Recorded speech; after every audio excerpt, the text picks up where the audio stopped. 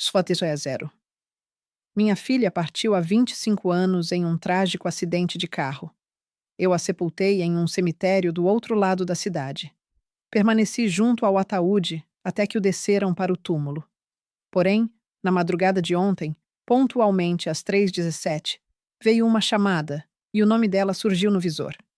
Peguei o telefone com as mãos agitadas e escutei sua voz cheia de pavor. Z025. Mãe, cadê que eu tô? Tá tudo na escuridão e eu tô apavorada.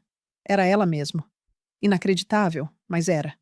Antes de prosseguir, vê se você já se inscreveu no canal e conta nos comentários de onde tá vendo esse vídeo. A gente curte saber até onde essas narrativas estão se espalhando. Tudo se iniciou na noite anterior. 0,51. Precisamente às 3h17 da manhã, o meu celular apitou. Despertei de supetão. Um toque nesse horário costuma anunciar problemas. Esfreguei os olhos e peguei o aparelho da mesinha de cabeceira. O brilho da tela me ofuscou por um momento, mas ao ajustar a visão, o coração gelou. Chamada de Ana. Inconcebível. Ana se foi em um choque de carro aos 19 anos apenas. Foi em outubro de 2000, exatos 25 anos passados. X0122. Fui eu quem a enumerei. Fui eu quem ficou ao lado do féretro enquanto o colocavam no solo. Ao longo de todo esse tempo, mantive o contato dela salvo na agenda. Um jeito de preservar um laço, por mais absurdo que parecesse. Não suportei apagar, do mesmo modo que não me livrei das vestes dela, dos objetos de criança, das publicações que ela adorava e dos discos que colecionava. 0151. O celular seguia vibrando, persistente, quase como uma provocação. O primeiro impulso foi de pânico absoluto. Fixei o olhar no nome e na imagem exibida. Aquela imagem dela radiante na colação de grau do colégio, só 6 meses antes da colisão. Considerei ignorar a ligação, arremessar o telefone para longe. Imaginei que fosse um erro, ou algo pior, uma pegadinha maldosa, mas uma força interna me impediu. 0217. Uma mistura de intriga e otimismo. Aquele otimismo ilógico que mães enlutadas por filhos sempre nutrem. No quinto toque, respondi. Alô. Minha voz saiu quase sussurrada. Pausa. Segundos que se arrastaram como uma eternidade. Depois, veio uma voz. Mãe? A entonação dela idêntica à que eu guardava na memória. 0245. Jovem, delicada, mas agora vacilante, desorientada. Mãe, onde é que eu tô? Tá tudo às escuras por aqui. Não enxergo nada. Perdi o fôlego. As paredes do quarto pareciam apertar em torno de mim. Pressionei o fone no ouvido com tanta intensidade que os dedos empalideceram. Ana. Era o único som que escapou. Isso, sou eu. Mãe, algo tá errado. Não faço ideia de onde eu tô. 0312. Não recordo como cheguei nesse lugar. Levantei-me na cama e liguei o abajur. Tinha de confirmar que não era um sonho. Pinicei o braço e senti a pontada autêntica. Estava bem acordada. Ana, você... As frases travavam. Eu o quê, mãe? Tô assustada. Tá muito sombrio e não me vem à mente coisa alguma. 0340. A derradeira lembrança é de eu voltando de carro da comemoração da Júlia e depois, vácuo. Agora, tô em algum canto e ignoro qual seja. O pulso acelerou. A comemoração da Júlia. Dali, ela regressava quando ocorreu o desastre. Um condutor alcoolizado cruzou para o lado oposto e colidiu frontalmente com o veículo dela. Pereceu instantaneamente. Foi o que o agente me informou naquela noite fatídica. 04, Senhor 4. Ana, minha querida, o que você enxerga em volta? Tenta narrar. Quase nada.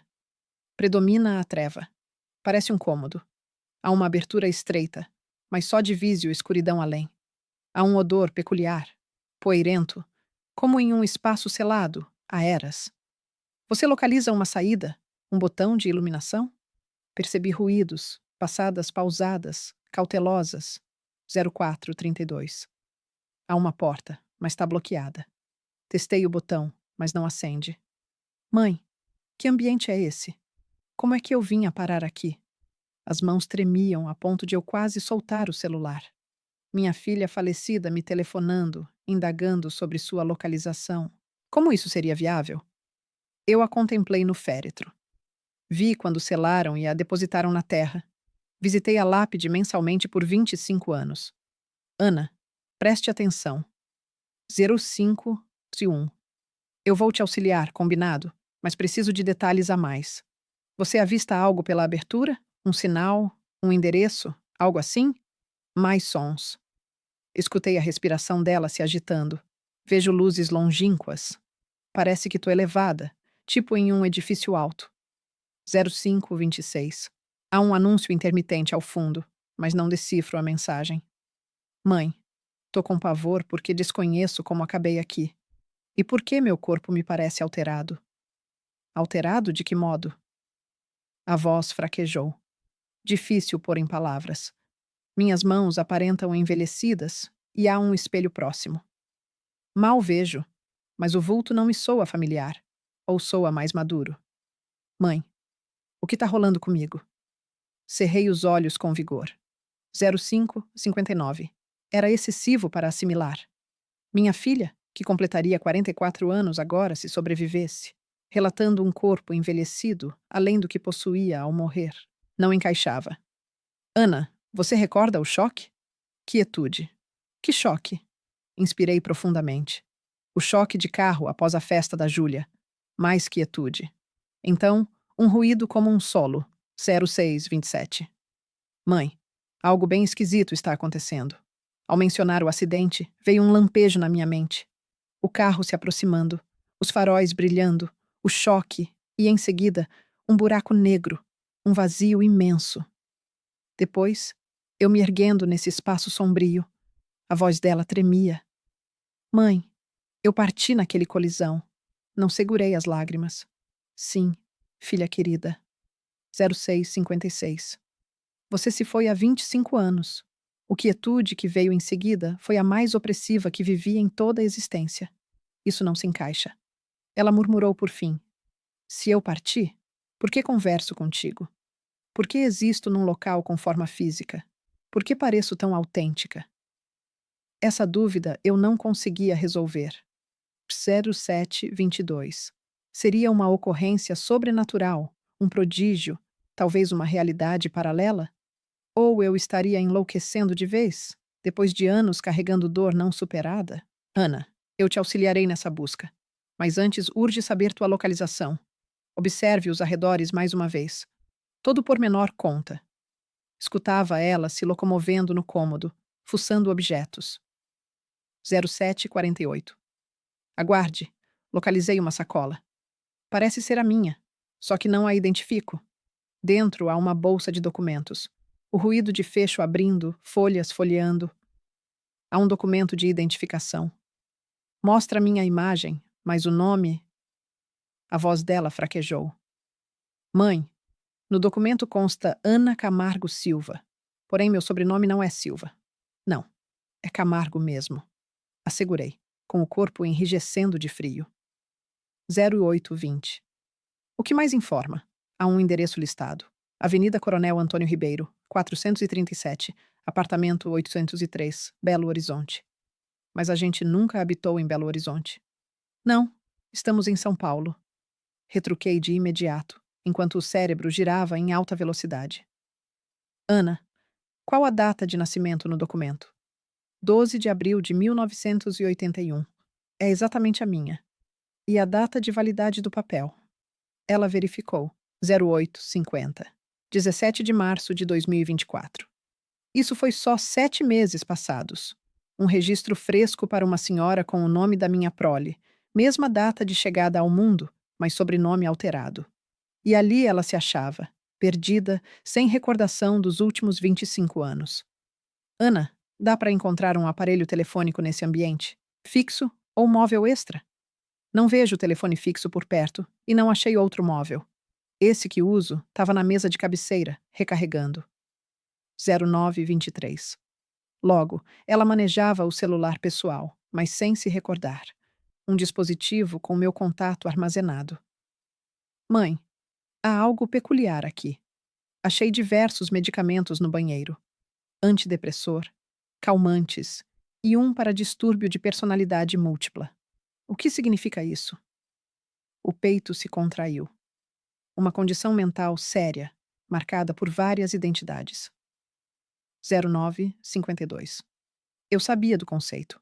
Havia estudado exaustivamente sobre bem-estar psicológico após a perda de Ana, na tentativa de combater minha própria melancolia.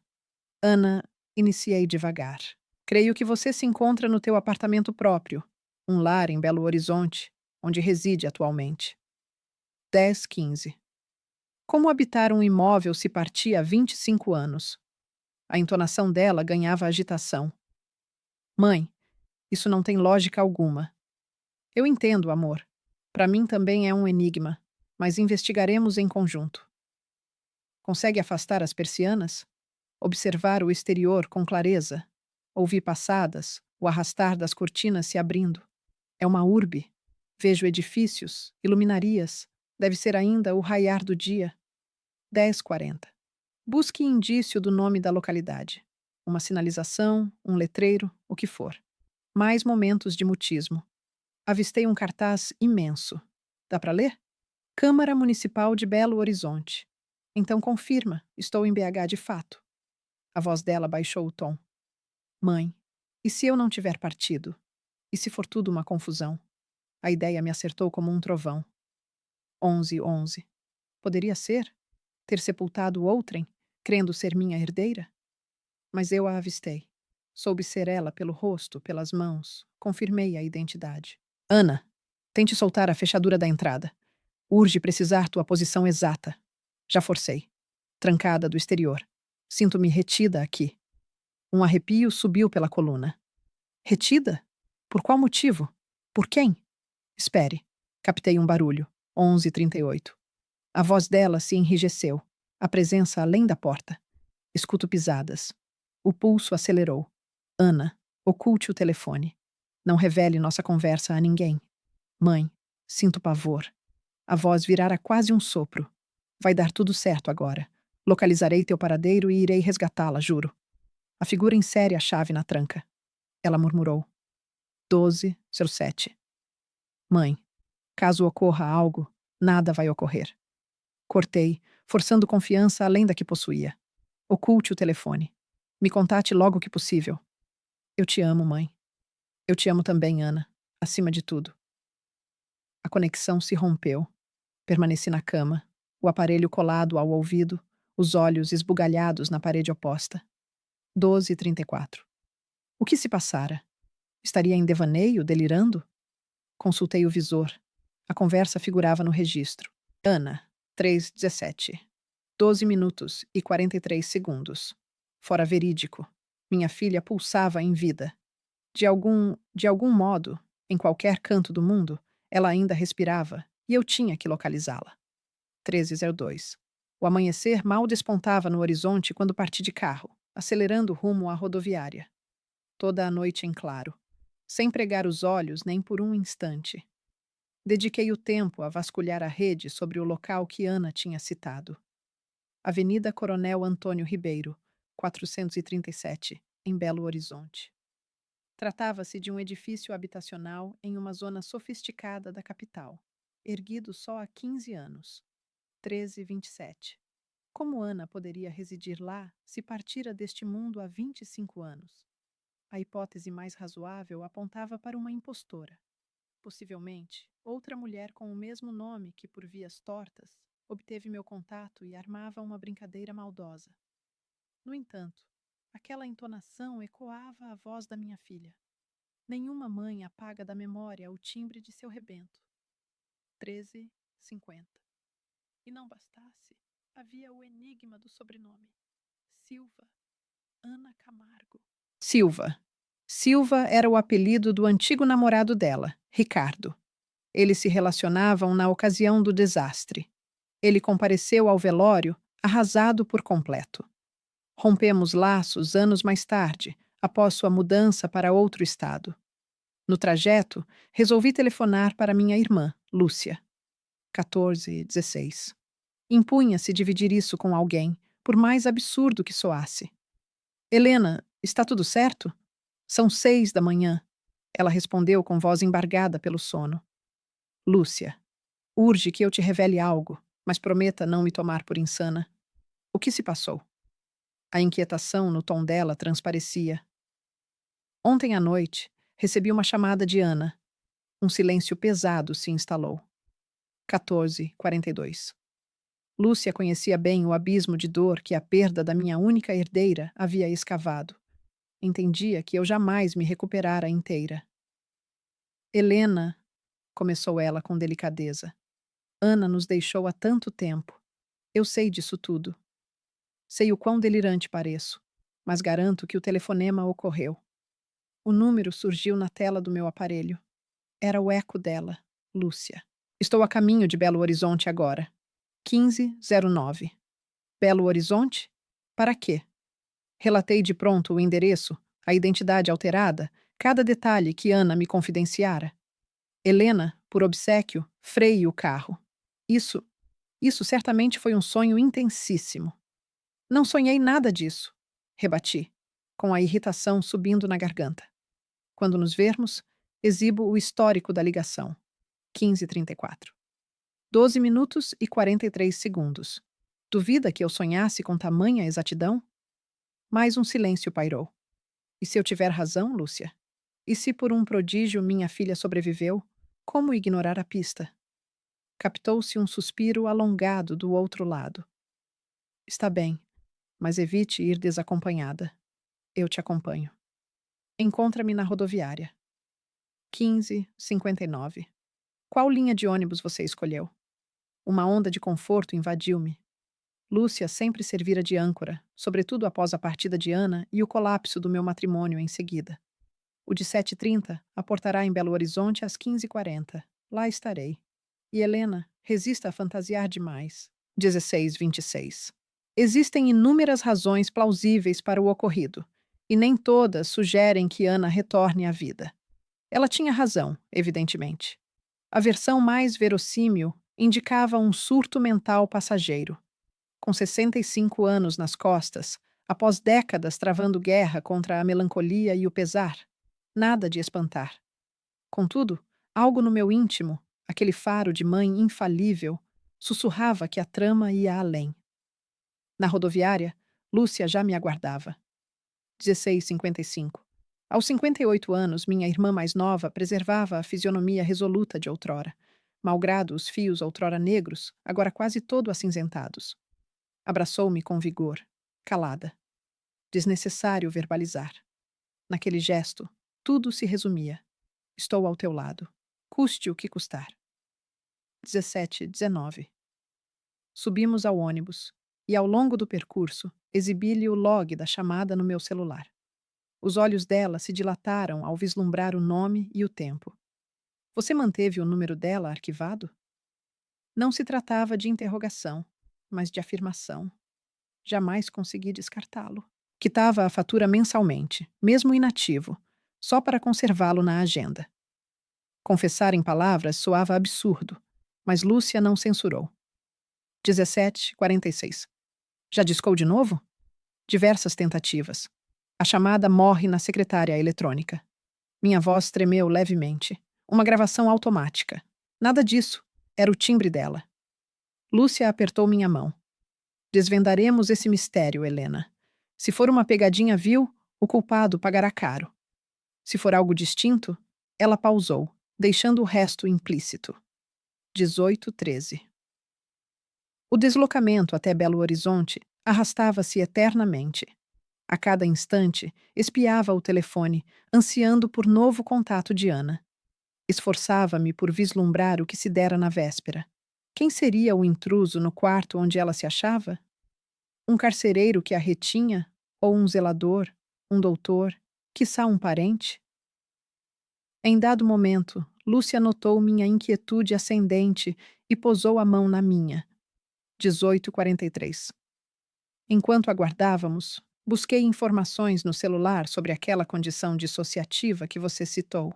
Ergui o olhar, fascinada. É uma afecção incomum, porém registrada em relatos. Em situações extremas, O indivíduo pode forjar identidades paralelas tão separadas que ignoram a própria uma da outra. 1906. Certas personalidades entre essas chegam a se convencer de que são indivíduos distintos, dotadas de identidades e relatos de existência totalmente independentes. Você crê que a mulher que me telefonou sofra desse distúrbio? Que ela de fato se imagine como Ana? Lúcia encolheu os ombros. Pode ser. Talvez seja uma conhecida de Ana ou alguém próximo da nossa família. 1931. Alguém que, por algum motivo, formou uma identidade que se vê como ela. A hipótese soava lógica, porém não esclarecia o quadro completo. De que forma essa pessoa obteve meu contato? Como ela dominava pormenores da comemoração de Júlia, do desastre? Existe outra opção, murmurei em voz baixa. E se eu errei na identificação do cadáver? Se não se tratava de Ana no féretro? Lúcia me fitou com inquietação. Helena, você a identificou. 1958. As autoridades verificaram a identidade por meio de papéis localizados no local. Não restava incerteza. Mas e se existisse? E se por algum imprevisto, outra indivíduo pilotasse o veículo dela naquela ocasião? Alguém que se assemelhasse a ela? Tratava-se de uma suposição maluca, eu bem o sabia. No entanto, naquele instante, revelava-se mais reconfortante do que a noção de que eu meramente perdia a sanidade. 23. Vamos investigar, declarou Lúcia por fim. Qualquer que seja a verdade, prosseguiremos até o desfecho. Alcançamos Belo Horizonte conforme o cronograma. O sol iniciava seu declínio ao tomarmos um táxi rumo ao local na Avenida Coronel Antônio Ribeiro. O edifício correspondia fielmente às imagens que eu vira na internet, contemporâneo, com aproximadamente 12 pavimentos, frontão de vidro e cimento, em uma área nitidamente de alto padrão residencial. 54.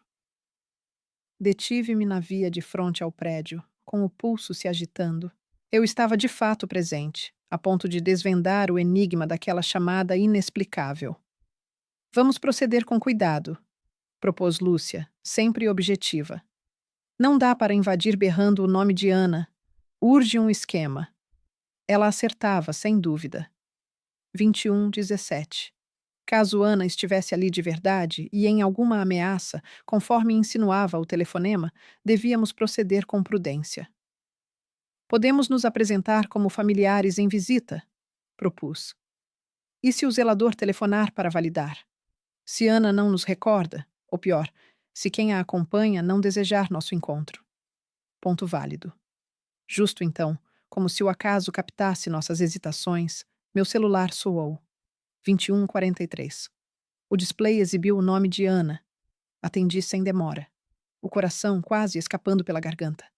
Ana. Mãe. Sua entonação soava alterada agora. Mais resoluta, porém também mais gélida. Onde se encontra? Eu.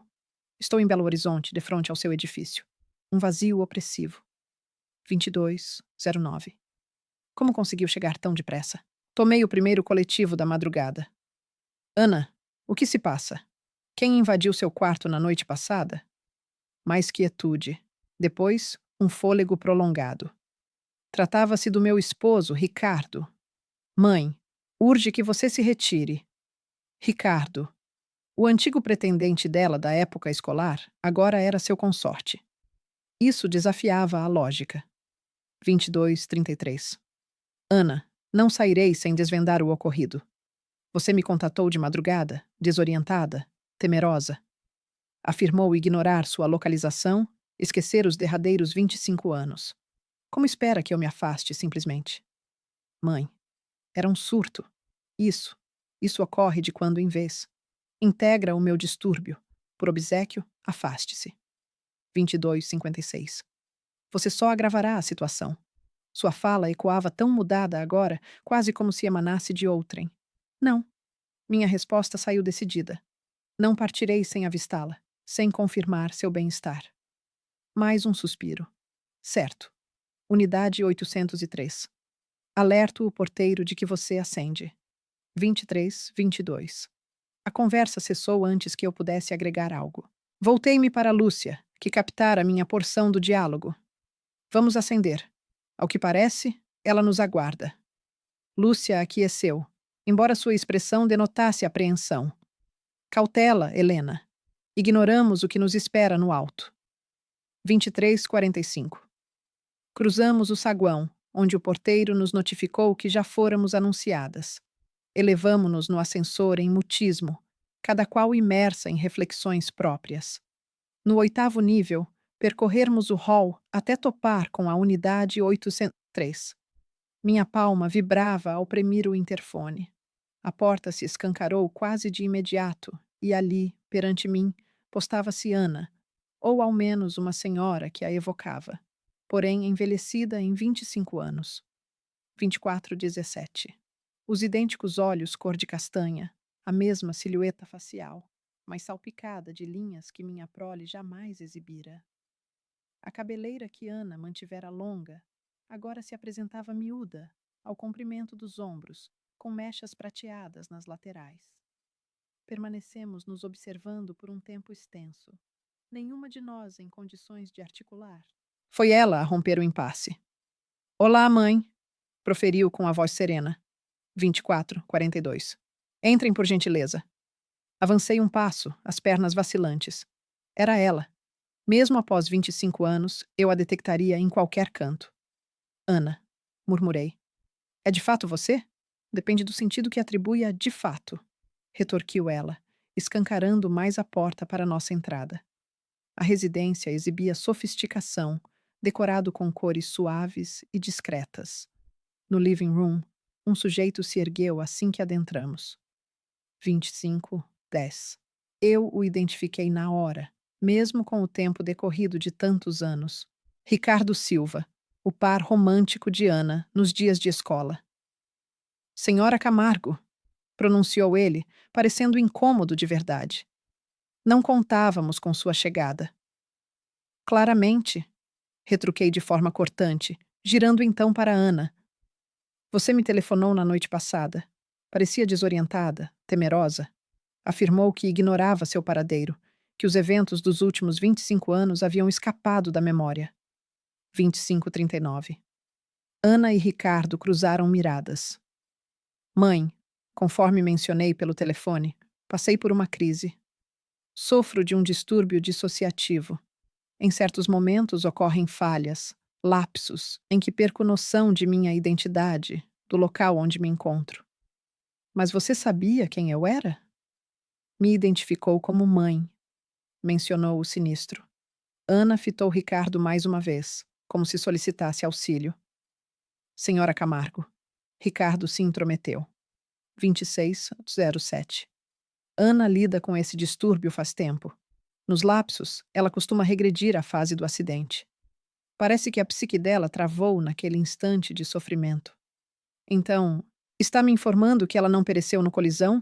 Que resistiu a todos esses anos sem que eu soubesse de nada? Ana soltou um suspiro. Mãe, acomode-se, por favor. Vai ser árduo absorver isso. 26:33. Instalei-me no sofá, com Lúcia próxima a mim. Ana ocupou a poltrona de fronte. Ricardo manteve-se em pé, como se preparado para agir caso preciso. Eu não faleci no acidente, iniciou Ana. Porém, arranjei lesões severas, entre elas um trauma na cabeça. Permaneci em coma por 6 semanas. Ao despertar, boa parte da minha existência anterior sumira da lembrança. Os especialistas denominam isso de amnésia retrógrada. E ninguém me notificou. 27:01. Ninguém julgou que a genitora dela precisasse saber que a filha seguia viva. Minha voz vibrava de fúria e descrença. Ana e Ricardo trocaram outra expressão carregada. Mãe, você tinha ciência? Indagou Ana por fim. Você esteve presente quando saí do coma. Você e o pai estavam no hospital. 27:25. Os doutores detalharam minha situação, que eu talvez jamais resgatasse a totalidade das recordações. Neguei com a cabeça, como se o mundo desabasse sob meus pés. Isso não pode ser. Eu te sepultei. Fui ao teu sepulcro por 25 anos. Não, mãe. Você sepultou as ilusões de resgatar sua filha como outrora. 27:50.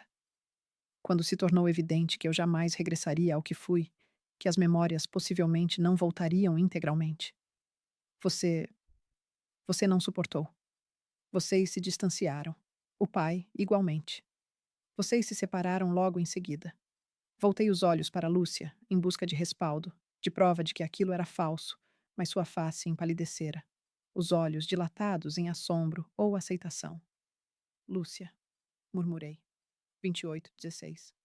Minha irmã segurou minha mão, comprimindo-a com vigor. Helena, falou ela com delicadeza. Creio que devamos ponderar que suas reminiscências dos fatos pós-acidente talvez não sejam fiéis. O que quer insinuar? Minha voz saía em fiapo. Que elaborei tudo isso? A cerimônia fúnebre, as idas ao camposanto, 25 anos de dor. 28:43. Não forjou. Ana se meteu. Sua mente construiu uma história paralela, uma versão mais tolerável que o real. Os médicos rotulam isso de distúrbio dissociativo. É o meu mal. É o seu também, mãe. Inconcebível. Era o termo que ressoava em minha cabeça ao fitar aquela mulher que se declarava minha prole. 29:008. De que modo eu teria fabricado 25 anos de vivências tão intensas, tão lancinantes? A missa de sétimo dia, o féretro descendo ao solo, as visitas regulares ao cemitério, as lágrimas vertidas sobre aquela pedra gélida. Não, declarei enfim, com a voz mais resoluta. Isso não se sustenta. 29:32. Guardo imagens da cerimônia. Possuo o certificado de falecimento. Retenho detalhes nítidos de cada instante daquele dia. Ana se pôs de pé e dirigiu-se a uma prateleira. Regressou com uma caixa velha de calçados, daquelas usadas para guardar itens pessoais. Mãe, examine isto. Destacou a tampa e espalhou imagens pela mesinha central. Retratos que eu jamais vira. 29:57. Ana numa maca hospitalar, a cabeça coberta de bandagens. Ana numa cadeira de rodas, bem mais esguia, o olhar perdido. Ana em terapias de reabilitação. E, subitamente, fotos que me roubaram o fôlego. Eu junto à maca, detendo sua mão. Eu conduzindo a cadeira por um saguão médico. Eu, com traços cansados, cochilando numa poltrona próxima à maca. 30:23. Apanhei uma das imagens com dedos vacilantes. Meus fios ainda exibiam tons escuros, o semblante menos marcado pelas rugas, mas era inequivocamente eu. Isso pode ser manipulado, sussurrei, todavia sem fé. Ana negou com a cabeça. Mãe, você me acompanhou por meses. Inicialmente não desgrudava de mim. Passava as noites no hospital. 30:49. Ricardo avançou, repousando a mão com suavidade no ombro de Ana. Quando Ana emergiu do coma, ele esclareceu. Os médicos haviam alertado sobre potenciais danos cerebrais. O ferimento na cabeça fora intenso. Ela não identificou ninguém inicialmente. Não se recordava dela, não restava mais nada em sua existência. Aquilo abalou todo mundo profundamente. Ana prosseguiu. 31:13. Você e o pai se alternavam no hospital. Estavam firmes na intenção de me auxiliar a resgatar as lembranças. Apresentavam imagens, narravam relatos, reproduziam minhas canções prediletas, porém nada surtia efeito total. Gradualmente, Ricardo assumiu a palavra. Ana passou a resgatar fragmentos isolados de memórias. 31:40. Identificou vocês, recordou trechos da juventude, mas persistiam buracos imensos, principalmente nos períodos próximos ao desastre. Os especialistas afirmaram que talvez eu jamais recuperasse o todo, completou Ana, e que precisaria se adaptar a uma faceta renovada de si mesma. Voltei o olhar para Lúcia, que agora apertava uma das fotografias com as mãos igualmente instáveis. 32:02. Lúcia? Indaguei, quase suplicando. É real? Minha irmã ergueu os olhos até mim, inundados de pranto. Eu. Eu não tenho certeza, Helena. Guardo recordações tão intensas do enterro da Ana quanto as suas. Recordo de apertar sua mão enquanto desciam o féretro, mas ela fitou a imagem que segurava. Esta é a minha visita a Ana no hospital. 32:26. Isso como pode acontecer? A mente humana é intricada, observou Ricardo, sobretudo diante de um abalo tão brutal. Em certos casos, fabrica lembranças inventadas como forma de proteção. Isso não se limitou a vocês duas, mas atingiu outros membros da família também. Foi aí que meus surtos iniciaram, prosseguiu Ana. 32:49. Eu revivia em flashes o colisão. Por vezes, despertava de madrugada berrando, persuadida de que acabara de colidir o veículo. Outras ocasiões, não identificava o ambiente ao redor. Imaginava que ainda contava 19 primaveras. E eu? Questionei, ainda atônita. Quando iniciei a convicção de que você havia falecido? Ana e Ricardo trocaram olhares mais uma vez, como se ponderassem quem arcaria com essa revelação. 33:18. Foi algo progressivo? Ana, por fim, respondeu. No começo, você enfrentou a crise com mais equilíbrio do que qualquer um de nós. Sua força e persistência eram notáveis, mas à medida que os meses se arrastavam e se tornava evidente que eu jamais seria inteiramente a antiga Ana. Você começou a se afastar, acrescentou Ricardo. Inicialmente no âmbito afetivo, depois no plano material. Reduziu as idas ao hospital. 33:42. Nas poucas vezes em que aparecia, dava a impressão de não me ver como a Ana que outrora conhecia. Em uma das derradeiras ocasiões em que você me procurou no local de recuperação, Ana seguiu. Você proferiu palavras que jamais apaguei da memória. Afirmou que parecia que sua filha perecera no sinistro e que eu não passava de um eco pálido dela. Essas expressões me feriram como um impacto corpóreo. 34:08. Eu poderia ter dito algo tão duro? Logo em seguida, Ricardo continuou. Você experimentou o que os profissionais rotularam como um surto mental. Passou a discorrer sobre o sepultamento da Ana, sobre idas ao mausoléu. Forjou um universo paralelo em que ela sucumbira no desastre. Era menos penoso tolerar do que assimilar a versão alterada que ela se tornara. 34:32. Você ficou em tratamento por algumas semanas, disse Ana, com a voz agora mais amena. Ao receber alta, já carregava essa versão dos fatos solidamente construída. Os doutores alertaram que impor a verdade de supetão seria arriscado, podendo desencadear nova crise. Por isso, o clã optou. Ela pausou. Optou pelo quê? Insisti. Permitir que você habitasse em sua percepção dos acontecimentos. 34:59. Ela arrematou. Permitir que você se convencesse de que eu havia partido. O pai se instalou com você em outra localidade. Os parentes se uniram para não desafiar sua perspectiva. Uma escolha árdua. E o sepulcro? Indaguei. Minha voz mal passava de um murmúrio. O sepulcro que cultivei por 25 anos é um vazio, replicou Ricardo. 35:24. Seu antigo companheiro adquiriu a sepultura para que você dispusesse de um espaço para desabafar o pesar, para que sua história mantivesse consistência. E todos endossaram isso. Encaminhei o olhar para Lúcia, com tom de acusação. Todos aceitaram que eu vivesse em uma ilusão por 25 anos? Lúcia exibia igual perplexidade à minha.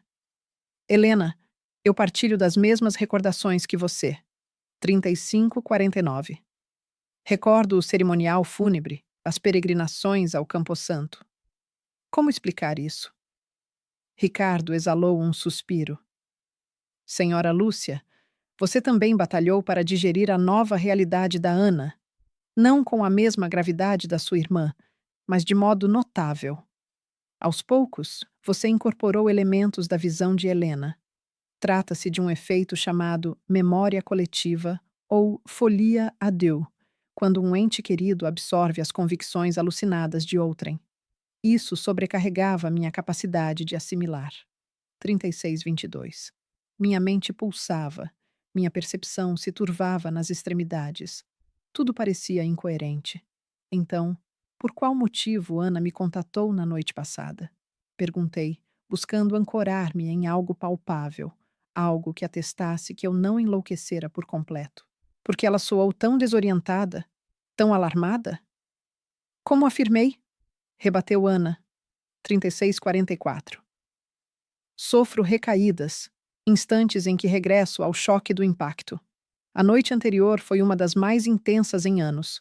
Despertei totalmente perdida, ignorando o local ou minha identidade.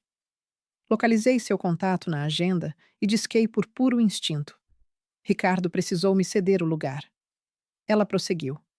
Ao despertar nesta manhã, sentia-me recuperada, com a mente mais clara. 37:09. Ele relatou sobre a chamada.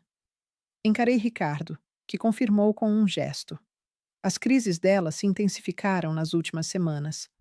Estamos modificando o tratamento medicamentoso. Assim, iniciei devagar, esforçando-me para conectar os fragmentos.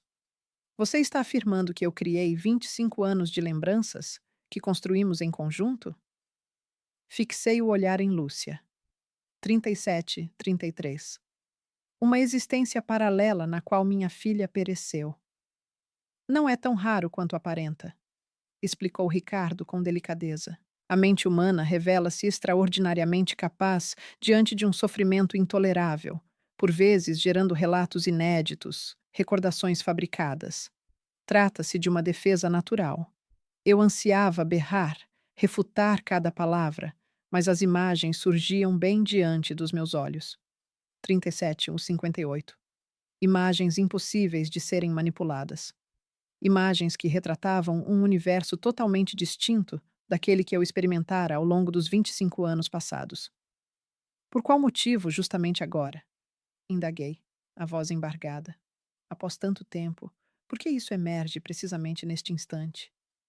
Ana vacilou, trocando um olhar com Ricardo antes de prosseguir. Mãe, estou esperando um filho. 38:24. O bebê chega em 4 meses. Ricardo e eu concluímos que era o momento de restabelecer laços com você, para que nossa criança pudesse se aproximar da avó. Não imaginávamos que se daria dessa maneira, com uma crise durante a madrugada. Mas quem sabe não foi o acaso. Um bebê. Minha filha, que julguei perdida há 25 anos, ia se tornar mãe. Eu viraria avó. 38:50. Era avassalador. O entorno pareceu rodopiar, e logo veio o breu. Despertei em um cômodo estranho, reclinada em um leito acolhedor. O brilho tênue do abajur mal iluminava o espaço. À medida que minha visão se adaptava, notei tratar-se de um quarto de visitas, sem dúvida no lar de Ana. 39:15. Ana, minha filha que eu supunha falecida. As reminiscências da conversa retornaram em torrente. As fotografias, as justificativas, a notícia do bebê. Seria autêntico ou eu sofria uma crise mental grave? A porta entreabriu-se com suavidade e Lúcia adentrou com um copo de água. Já está de volta? Indagou, acomodando-se à borda do colchão. 39:44. O que sente? Como se o universo todo tivesse se invertido. Retruquei, pegando o copo e bebendo um pouco. Há quanto tempo permaneci inconsciente? Somente uns instantes. Ricardo a transportou até aqui. Ele atua como médico, não é? Neguei com a cabeça. Eu ignorava por completo a existência da minha filha nos 25 anos recentes. Uma existência que ela de fato desfrutou, enquanto eu permanecia aprisionada em um mundo fictício forjado pela minha mente. Lúcia, iniciei, o tom sussurrado. 40:18. Você de fato aceita essa narrativa de que fabricamos tudo? O enterro, o pesar, as idas ao cemitério? Minha irmã expirou longamente. Não sei no que confiar, Helena. As minhas recordações são tão nítidas quanto as tuas. Revivo com clareza o instante em que segurei tua mão na cerimônia fúnebre, as peregrinações ao sepulcro em ocasiões marcantes. Porém, aquelas imagens, ela negou com a cabeça. 40:45. Aquelas imagens não admitem falsificação. E Ana, ela se assemelha tanto, envelhecida, alterada em certos traços, mas indubitavelmente Ana. Como pudemos conceber idêntica ilusão? Questionei. Como é viável que duas indivíduos partilhem precisamente as mesmas falsas vivências? Ricardo aludiu a algo denominado Fole AD. Consultei no meu aparelho enquanto você jazia inerte. 41:15. Consiste em um caso em que alguém com distúrbio mental afeta um familiar próximo a adotar o mesmo devaneio. Costuma ocorrer entre parentes, indivíduos que convivem intensamente. Esforcei-me para assimilar isso. Caberia a chance de que minha psique ferida tivesse gerado um cenário paralelo tão convincente que envolvesse minha irmã nesse emaranhado? O que procedemos a seguir? Indaguei, me sentindo utterly à deriva. Lúcia segurou minha mão. 41:43. Creio que devemos nos dispor a considerar que nossa perspectiva dos fatos talvez não corresponda à verdade. Que, quiçá, unicamente quiçá, Ana de fato escapou ilesa do colapso. A porta escancarou-se mais uma vez e Ana surgiu com uma bandeja de chá e quitutes. Observar minha filha, 25 anos além da imagem em minha memória, executando uma ação tão corriqueira e caseira como preparar chá, era onírico. 42:14.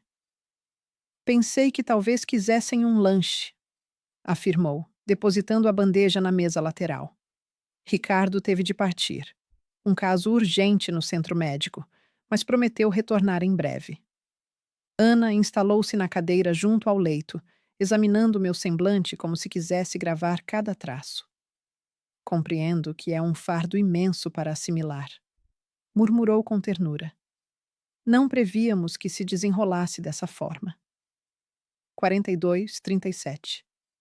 Havíamos arquitetado uma abordagem mais pausada com vocês, com o suporte de um especialista em psiquiatria. Por que demorou tanto? Inquiri, o ressentimento transparecendo na entonação. 25 anos, Ana. 25 anos convicta de que minha única filha havia partido. Ela desviou o olhar, os dedos agitados sobre as coxas. 43:01. Inicialmente, tratou-se de orientação dos profissionais de saúde e dos familiares. Você este. Ela parecia extremamente vulnerável emocionalmente naqueles dias. Depois, enfim, as existências seguiram rumos distintos. Você partiu para outro lugar. Eu iniciei os estudos universitários. Concluí o curso. Me uni em matrimônio a Ricardo. Ricardo manteve alguma ligação com você? Indaguei, recordando que ele namorava Ana precisamente quando ocorreu o acidente. Não, ela respondeu com um sorriso sutil. Ele me acompanhou em cada etapa da reabilitação. 43:29. Interrompeu a graduação por 12 meses para me auxiliar. Ao retornar à universidade, ele já avançava no terceiro ano de medicina. Celebramos o casamento logo após eu me formar em psicologia. Psicologia? Ecoei, incrédula. Você acabou se tornando psicóloga? Exato. Atuo, sobretudo, com indivíduos que enfrentaram lesões neurológicas semelhantes à minha. Gente que tem de refazer suas identidades, suas recordações. A ironia não passou despercebida para mim. 43:58. Minha filha auxiliava outros na tarefa de recompor memórias, enquanto eu permanecia cativa em lembranças que, ao que tudo indicava, jamais haviam existido de verdade. E o bebê? Questionei, alterando o foco da conversa. É um garoto ou uma garota? O semblante de Ana se iluminou por completo, a mão se dirigindo de forma automática à barriga, que agora eu percebia exibir uma leve elevação sob o casaco folgado. 44:23. Uma garotinha? Pretendemos batizá-la de Helena. Senti as lágrimas aflorarem em meus olhos. Minha neta herdaria o meu nome. Foi exatamente isso que nos motivou a restabelecer o contato, prosseguiu Ana. Soubemos do sexo do bebê há 2 semanas.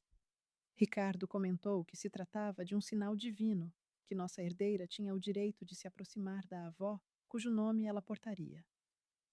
44, 48. E o pai dela? Inquiri de repente, notando que ele nem fora citado. Onde se encontra ele atualmente? Ana e Lúcia trocaram um olhar que me colocou em sobreaviso. Mãe, disse Ana com delicadeza, o papai nos deixou há 3 anos. Câncer de pulmão. Outra notícia que me sufocou. Carlos, meu antigo esposo, falecido. Nas minhas recordações, ele emigrara para fora do país logo após o divórcio, alguns anos depois da perda, ou da aparente perda, de Ana. 45, 23. Nossa comunicação era esporádica, limitada a cartões natalinos e chamadas ocasionais em datas comemorativas. Ele jamais cogitou me revelar a verdade? Perguntei, com a voz entrecortada. Ele acatou a orientação dos profissionais de saúde, replicou Ana. E com o passar do tempo, complicou-se ainda mais. Como justificar que permitira que você subsistisse em uma ilusão por tanto tempo? Ele arcou com esse peso de remorso até o último instante. Esforcei-me para assimilar mais esse detalhe. 45, 47. Carlos tinha ciência de que nossa prole permanecia viva durante todos aqueles anos. Sabia disso e permitiu que eu acreditasse no oposto. O que se faz a partir de agora? Questionei, alternando o olhar entre Ana e Lúcia. Como prosseguimos adiante? Com calma, sugeriu Ana, avançando um passo por vez. Ricardo recomenda um psiquiatra de alta competência que nos orientará, um especialista em situações como a sua. 46, 13. Situações como a minha? Repeti de modo automático. Indivíduos que forjaram mundos paralelos para fugir de dores emocionais intoleráveis. É bem mais frequente do que se supõe, observou Ana com ternura. Há tratamento disponível. Não vai ser simples nem veloz, mas é possível restaurar nossos laços. Podemos forjar novas lembranças, as verdadeiras. 46, 41. Contemplei minha filha real, crescida, gestante, e experimentei uma sensação que me era estranha há dezenas de anos. Otimismo. Desejo fazer a tentativa, declarei por fim. Ignoro se lograrei desfazer 25 anos de recordações enraizadas, mas anseio por conhecê-la, por explorar a existência que erigiu. Anseio por participar da vida da minha neta. Ana exibiu um sorriso radiante, com lágrimas rolando sem pudor por suas bochechas. Ergueu-se e acomodou-se ao meu lado sobre o leito, envolvendo minha mão nas dela. 47, 12. Obrigada, mãe, murmurou ela, por se fazer presente neste instante, por se esforçar. Naquele exato momento, ao observar o rosto da minha filha, um rosto que envelhecera sem o meu acompanhamento, que amadurecera e ganhara traços que eu nunca vira se delinearem, compreendi que o que era autêntico ou ilusório já não tinha relevância. 47, 33. O essencial era o agora. Aquela mulher à minha frente era minha filha, e ela me necessitava tanto quanto eu a ela. É possível recomeçarmos? Indaguei. Ana confirmou com um aceno, sorrindo apesar das lágrimas. Sim, é viável recomeçarmos. Decorreram 3 meses desde aquela noite extraordinária. 47, 59. 3 meses repletos de sessões terapêuticas densas, diálogos extensos, prantos e gargalhadas, de reaproximação e revelações. O psiquiatra, sugerido por Ricardo, Dr. Mendes, era perito em distúrbios dissociativos e remembranças traumáticas. Nas consultas iniciais, ele esclareceu que o meu cérebro havia gerado uma versão paralela da existência, como escudo contra uma aflição emocional avassaladora. 48, 24. A perda da minha filha, tal como eu a conhecia e estimava, trocada por uma variante alterada dela após o sinistro. O cérebro do ser humano é de uma complexidade assombrosa, elucidou ele. Ao deparar-se com uma circunstância insustentável, por vezes inventa uma história alternativa. No seu cenário, Era preferível crer que Ana perecera a lidar com as transformações radicais em sua essência e cognição. 48 to 1655. E eu envolvi minha irmã nessa narrativa paralela? Questionei, ainda lutando para assimilar que havia impactado Lúcia de forma tão intensa. Em instâncias de trauma coletivo, isso acontece com mais frequência do que a gente supõe. Ele comentou que isso surge principalmente em relações com vínculos afetivos profundos, como entre irmãs. Uma delas constrói a história e a outra, querendo ajudar, acaba adotando-a também. 49:27. Lúcia iniciou a terapia, mesmo com sintomas mais leves que os meus. Gradualmente, ela foi resgatando pedaços de lembranças da sequência real dos fatos, imagens de idas ao hospital, diálogos com Ana em sua fase de recuperação, como se uma cortina fosse se erguendo aos poucos. No meu caso, o caminho era bem mais intrincado. 41 a sove, 50. Aquelas recordações inventadas pareciam tão intensas, tão cheias de pormenores, que por vezes era duro aceitar que não tinham ocorrido de verdade. O enterro, o ataúde, as flores, o pranto dos que estavam lá, tudo soava autêntico. É que, para o cérebro, essas imagens são autênticas, esclareceu o Dr. Mendes. Elas foram elaboradas com a mesma precisão e riqueza que qualquer recordação genuína. 19. O que as diferencia é que foram criadas como escudo, não como fiel relato de ocorrências reais. Uma das etapas mais árduas na terapia envolvia encarar as memórias autênticas do tempo logo após o acidente. Lembranças que minha mente havia bloqueado e trocado por outras. Ajudada por fotografias, gravações e narrativas de Ana, Ricardo e demais parentes, fui montando aos poucos os retalhos do que de fato se passou. 50:44. Revivi de forma difusa noites intermináveis na clínica. O pavor ao presenciar minha filha se esforçando para identificar a própria imagem no espelho. A irritação quando ela não recordava episódios-chave da nossa história compartilhada. Ressurgiu, com forte constrangimento, o instante em que proferi aquelas frases duras que Ana recordou, sentindo como se a filha que eu amava tivesse perecido na colisão e ela restasse apenas como um eco. 51:10.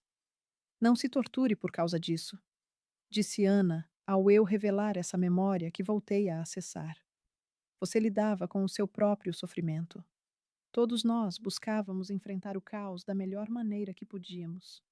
Nossa conexão começou a se refazer devagar. Inicialmente parecia esquisito, quase forçado. Parecia estar me aproximando de uma desconhecida que, paradoxalmente, era profundamente conhecida. 51:35. Ana exibia trejeitos e olhares que eram inconfundíveis, a mesma Ana de sempre, mas também trazia hábitos recentes, visões alteradas, uma existência repleta de vivências que eu não vivi junto. Mudei-me por um tempo para Belo Horizonte, locando um apartamentinho perto do dela. Lúcia retornou a São Paulo, porém nos procurava com frequência. 52:02. Pouco a pouco, passei a descobrir o mundo da minha filha como adulta. Seu ofício de psicóloga, o círculo de amizades, as preferências e aversões.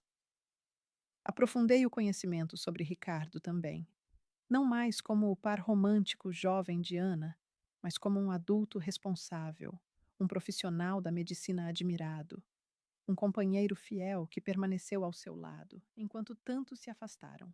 E, há 2 semanas, chegou Helena ao mundo. 52:27.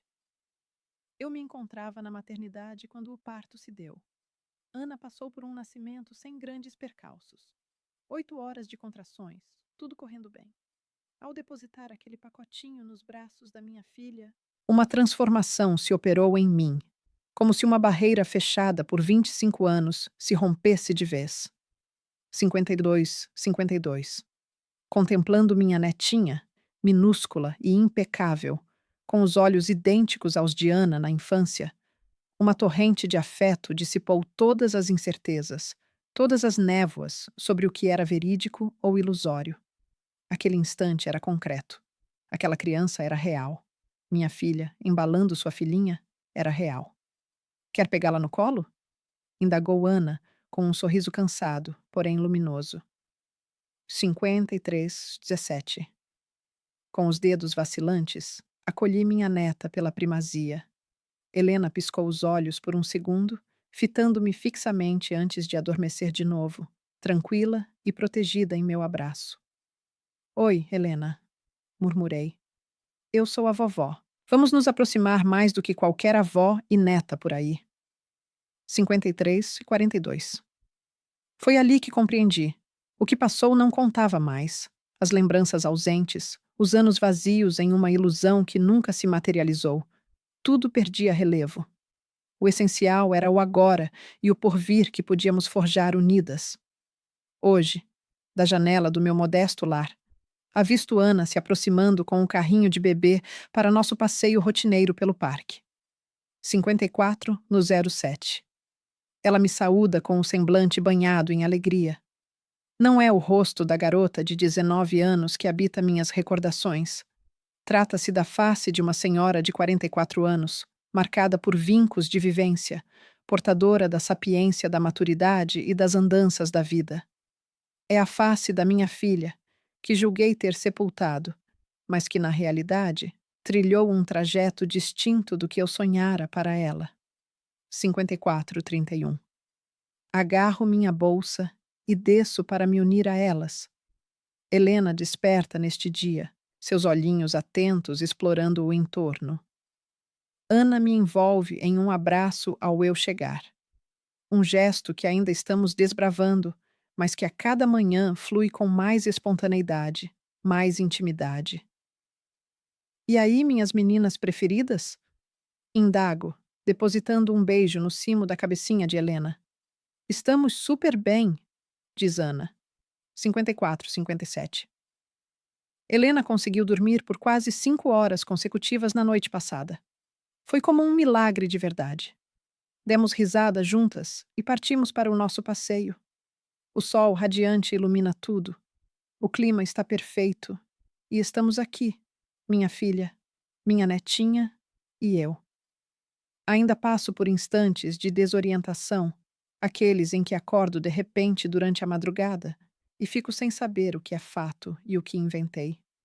O doutor, 55:27.